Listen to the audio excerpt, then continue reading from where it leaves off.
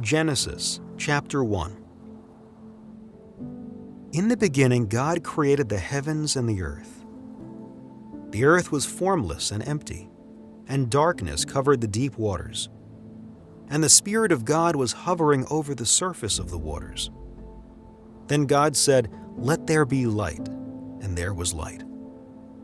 And God saw that the light was good. Then He separated the light from the darkness. God called the light day, and the darkness night. And evening passed and morning came, marking the first day. Then God said, "Let there be a space between the waters, to separate the waters of the heavens from the waters of the earth."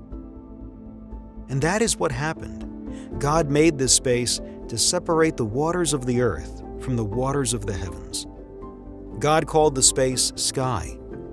And evening passed and morning came, marking the second day. Then God said, "Let the waters beneath the sky flow together into one place, so dry ground may appear." And that is what happened. God called the dry ground land, and the waters seas, and God saw that it was good.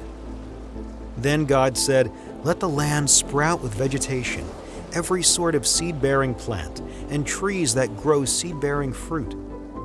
These seeds will then produce the kinds of plants and trees from which they came." And that is what happened. The land produced vegetation, all sorts of seed-bearing plants and trees with seed-bearing fruit. Their seeds produced plants and trees of the same kind, and God saw that it was good. And evening passed and morning came, marking the third day. Then God said, "Let lights appear in the sky to separate the day from the night. Let them be signs to mark the seasons, days, and years. Let these lights in the sky shine down on the earth." And that is what happened.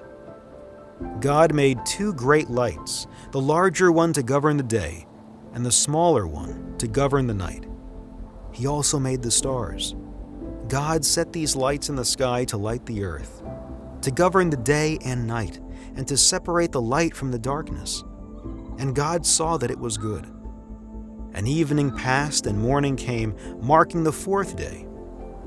Then God said, "Let the waters swarm with fish and other life. Let the skies be filled with birds of every kind."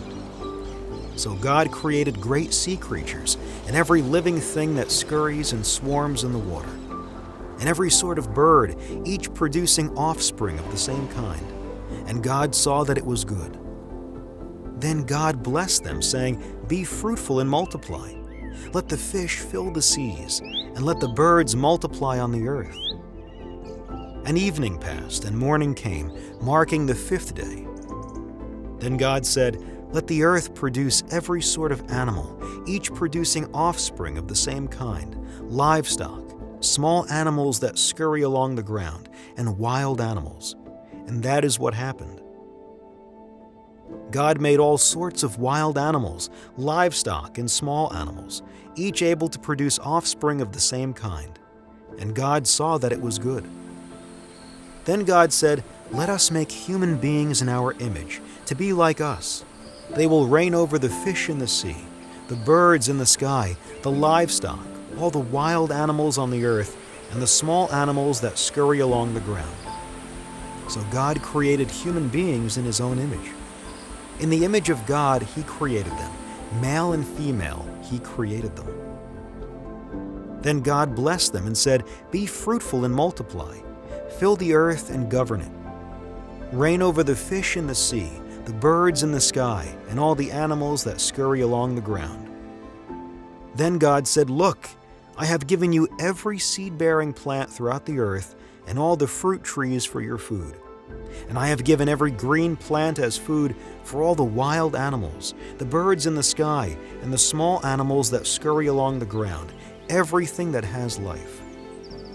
And that is what happened. Then God looked over all He had made, and He saw that it was very good. And evening passed and morning came, marking the sixth day.